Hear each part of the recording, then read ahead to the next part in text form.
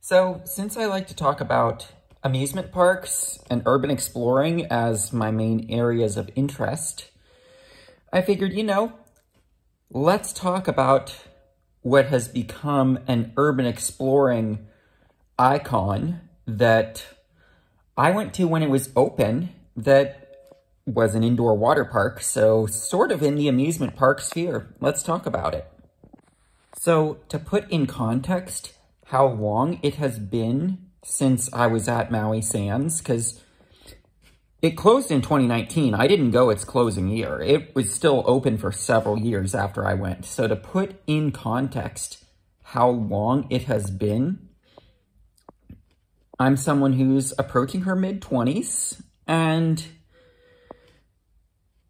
I'm pulling on the memories of a teenager who was at least thought, because of what they were told, was a different gender. Just to show how long ago it was.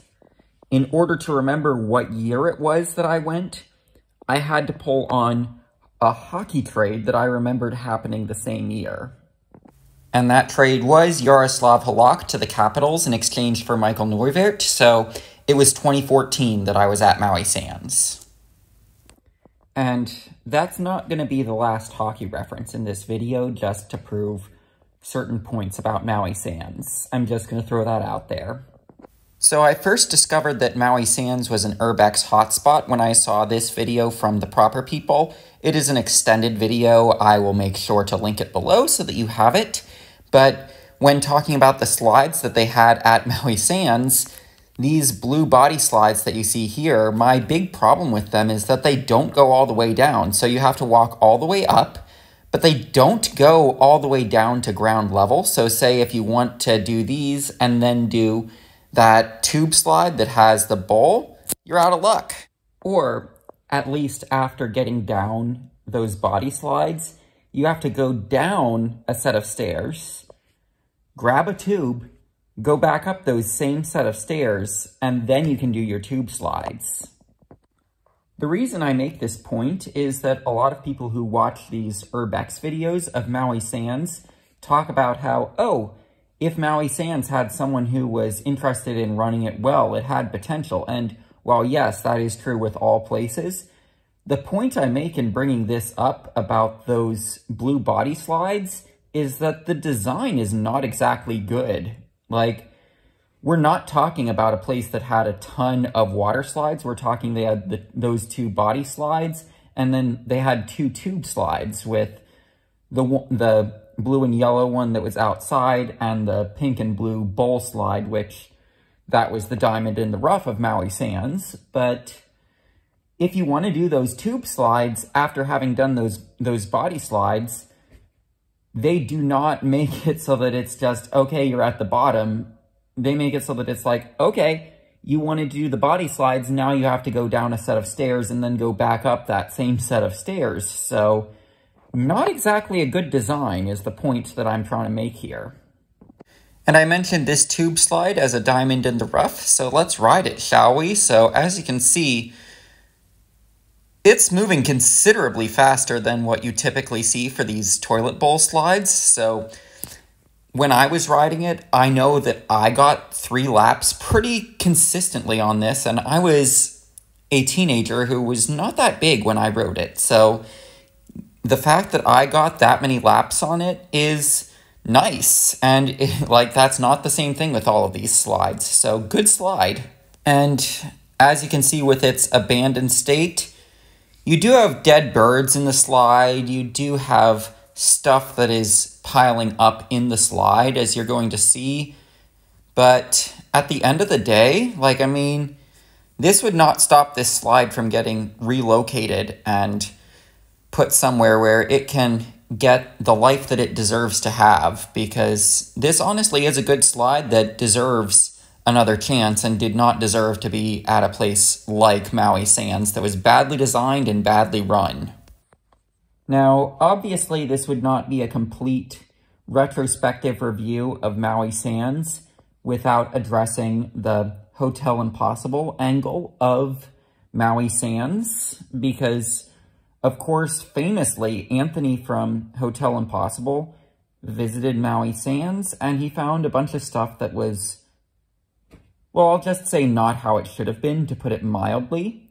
And some of the things in the water park were the stairs that were going up to the slides, because it was one set of stairs that went up to all the slides, that there was rust on those stairs. I definitely remember that being the case back in 2014, which was long before Hotel Impossible. The cold water, I'm not going to say for sure whether it was, but I will say that walking out of the water park, I always felt colder than I did, say, at Great Wolf Lodge, walking out of their water parks. And Great Wolf Lodge, I can say as recently as February for the walking out of their water parks. Like, I'm not talking about the one in Sandusky, I'm talking about the one in Colorado Springs, obviously, and the one in Kansas City, which are the two that I have been to recently. But, like, I mean, the one in Sandusky that I grew up going to, I do not remember being as cold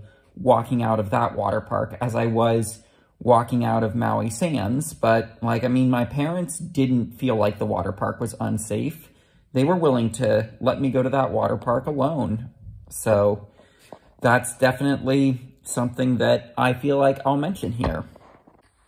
Also should be mentioned, in Hotel Impossible, one of the issues with the water park that explains a lot is that it was effectively being managed by a teenager who was juggling school with managing the water park. So when you're looking at it like that, then problems like that with the water park, it makes sense that things are going to fall through the cracks when someone is juggling school and managing the water park. And, you know, I would not be surprised if back in 2014 it was a similar issue to what it was in 2018, 2019, when Hotel Impossible went to Maui Sands. And it's just that that's when it got caught on record that that's something that was happening. Like, I would not be surprised if that was the case back in 2014 as well. But that's just the water park. What else was the case with Maui Sands? So you might be thinking, what does this have to do with Maui Sands? This is a campground that I stayed at in August. It's a Bureau of Land Management campground. What does this have to do with Maui Sands? Well, I was able to get cellular service here, and you can see how there isn't a lot of stuff surrounding it exactly. The cell service here was better internet than the Wi-Fi at Maui Sands. Like, at that place you just saw, I was full on watching HR onboarding videos in my hammock. But at Maui Sands, I couldn't even so much as watch a YouTube video or stream a hockey game. I told you that the reference to that trade was not going to be the last hockey reference in that video. Yes, I was trying to watch a hockey game between the Capitals and the Red Wings, and Alex Ovechkin tied it with 7 seconds left, and the Red Wings ended up winning in the shootout. But you can figure out the exact dates that I was at Maui Sands based off of the description of that game. So, like, we're talking about a thrilling game that I was wanting to watch. And,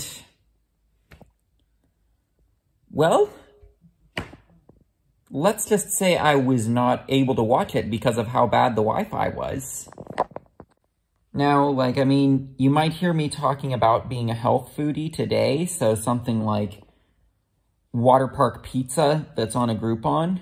You might be like, oh, obviously that's going to be something that I'm not having. But back then, it was just, oh, I have a personal distaste for tomato sauce, so I didn't have the pizza, which is lucky because I know that my parents and my brother had the pizza and it wasn't fully cooked.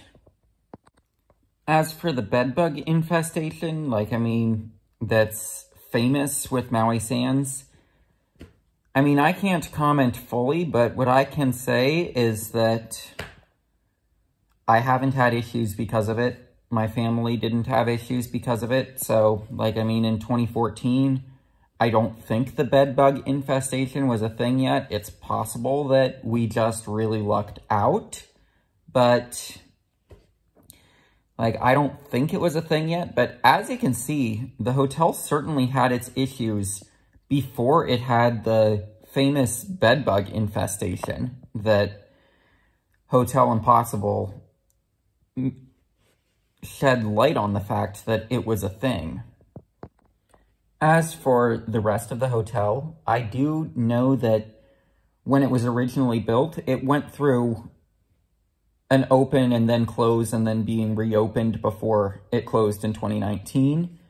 I know that when it had its original opening and then it closed for the first time, it had something similar to, I know they had one at Hershey Park called Wave Rider that was in the old Holodome area of the former Holiday Inn that was on the same property as the water park, which was a new building in 2008, I believe. But in that Holodome area, like, I mean, I don't remember any talk, like, I don't remember any talk of there being anything back there. So it's like, they had all of this space, and they weren't really doing much with it, like, from what I remember.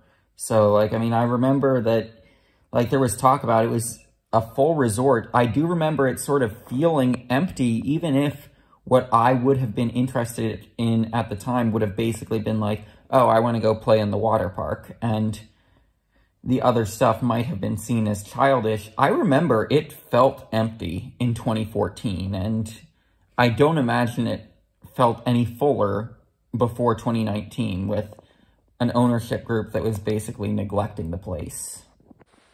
And honestly, like, in conclusion, I'm just going to say I'm surprised Maui Sands lasted as long as it did after I went there, because we're talking about a resort in Sandusky, and like, when people talk about, oh, Maui Sands had potential, of course it did. It was a resort in Sandusky. We're talking about in the same town as Cedar Point, a resort where people could stay, where potentially if you have a teenager that wants to go to Cedar Point, but you have a kid that maybe isn't quite brave enough to do big roller coasters, you have something for them to do if you have them stay at Maui Sands and you have the other half of the family go to Cedar Point. Like, you're talking about, this is something that was practically could not fail, and it managed to fail because it had owners that didn't care. But at the end of the day, the flaws were baked into the design. Like I talked about with those blue body slides where you didn't go all the way to the ground. So if you wanted to do those, you kind of had to lap them, and they were the inferior slides at Maui Sands, inferior to the tube slides. Because, like, say you wanted to do those once each because you wanted to hit all the slides, you had to do those, and then if you wanted to go do the tube slides because that bowl slide was the best slide there by far, you had to go down a set of stairs, grab a tube, and then go back up. So we're talking a place that wasn't exactly designed well in the first place. I will say that the slides that are there, all of them are fine slides. I do hope, because I have heard reports that the blue and yellow slide is being dismantled. I do hope that the Great Wolf Lodge in Sandusky is looking at potentially acquiring these slides to diversify their offerings, and I think that would be more effective in them being able to potentially compete with Kalahari. So I do think that it would be a good thing for Great Wolf Lodge to be looking at acquiring these slides. But like, at the end of the day, I'm surprised Maui Sands lasted as long as it did ultimately. Like, I mean, it lasted as long as it did because it was a resort in Sandusky. That's ultimately the only reason it lasted as long as it did.